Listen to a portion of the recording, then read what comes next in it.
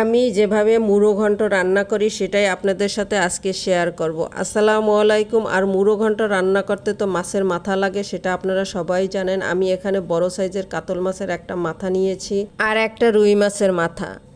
এখন আমি চুলা একটা পাতিল বসিয়ে এর ভিতরে পর্যাপ্ত তেল দিয়েছি। মুড়ো ঘন্ট রান্না করতে তেলের পরিমাণটা একটু বেশিই লাগে। তেলের মধ্যে আমি 1 কাপ পরিমাণে পেঁয়াজ কুচি আর 3টা তেজপাতা দিয়ে একটু বাদামি কালার করে ভেজে নিয়েছি। তারপরে আমি দিয়ে দিয়েছি 2 টেবিল চামচ পরিমাণে রসুন বাটা আর 1 টেবিল চামচ পরিমাণে হলুদের গুঁড়া আর 1 চা চামচ পরিমাণে দেব জিরার গুঁড়া। দিয়ে আমি 2 টেবিল চামচ পরিমাণে মরিচের গুঁড়া দিয়ে এই তেলের উপরে ভালো করে কষিয়ে নেব। কষানো হয়ে গেলে আমি এখানে দেব পরিমাণ মতো লবণ, দিয়ে একটু পানি দিয়ে আবার ভালো করে কষিয়ে নেব। এটা মশলাটা যত ভালো করে কষানো যাবে ততই ভালো। উপরে যখন তেল ভেসে উঠবে তখন আমি মাছের মাথাগুলোকে দিয়ে দেব।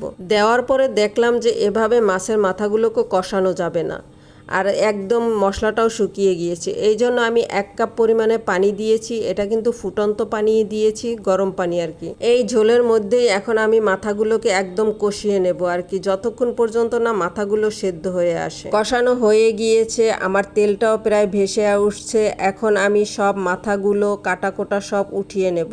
আমি কিন্তু এই প্রসেসটাই করি। আমি কখনো এই মাথা বা কাটা কোটা সহ ডাল রান্না করি না, তাহলে দেখা যায় যে ডালের ভিতরে বেশি পরিমাণে কাটা থাকে।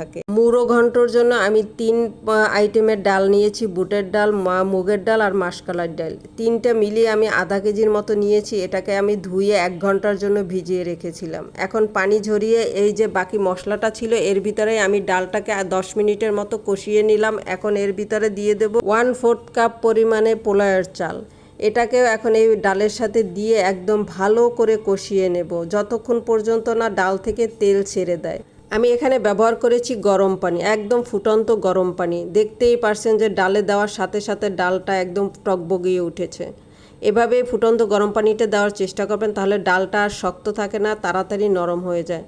আমি এই পানি দিয়ে ঢেকে রেখেছিলাম 10 মিনিটের মতো। আবার 10 মিনিট পর ঢাকনা উঠিয়ে আমি এখানে একটা আলু ছোট ছোট কিউব করে কেটে নিয়েছি, সেটাকেও দিয়ে দিলাম। দিয়ে এখন নাড়াচাড়া করে আবার ঢেকে রাখবো। আমার ডালটা হতে কিন্তু বেশি সময় লাগবে না। আমি এভাবে ঢাকনা দিয়ে ঢেকে রান্না করেছি, ফাঁকে ফাঁকে একটু নাড়াচাড়া দিয়ে দেখেছি যে ডালটা কত দূর।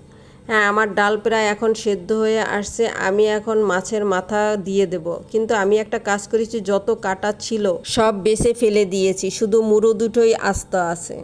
এখন এগুলো দিয়ে দিলাম। আর এর কারণ দুটোই, যে ডাল যখন খাবো তখন আর প্লেটে কোনো কাটা বাছতে হবে না, আর ডালের স্বাদটাও দ্বিগুণ বেড়ে যাবে। আপনারাও এভাবে ট্রাই করতে পারেন। আমি কিন্তু মুড়ো ঘন্ট এভাবেই সিম্পল রান্না করি, কিন্তু স্বাদটা অসাধারণ। এটা যদি আপনারা বাসায় ট্রাই করেন তখন বুঝবেন। আমি কিন্তু কখনই মাছের কোনো আইটেম বলেন বা নর্মাল মাছ রান্না বলেন, আমি আদা ব্যবহার করি না। কারণ আমি জানি যে মাছে আদা ব্যবহার করলে মাছের স্বাদটাই নষ্ট হয়ে যায়। আমার ডাল রান্না হয়ে গিয়েছে, আমি ডালটা ঢেকে এদিকে আমি একটা বাগার রেডি করব। সেই জন্য আমি 4-5টা শুকনো মরিচ আর অল্প কিছু রসুন কুচি আর পেঁয়াজ কুচি দিয়ে ব্রাউন কালার করে ভেজে নিয়েছি। এখন ডালের উপরে এটাকে দিয়ে এর উপরেই আমি ধনিয়া পাতা দিয়ে দেব।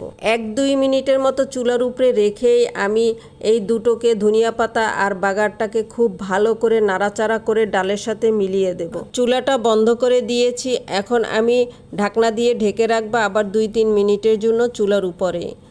এই যে আমার তৈরি হয়ে গেল কাতলা মাছের মাথা দিয়ে মুড়ো ঘন্ট। একটা বাটিতে আমি তুলে দেখাচ্ছি যে এটা কতটা ইয়ামি দেখাচ্ছে।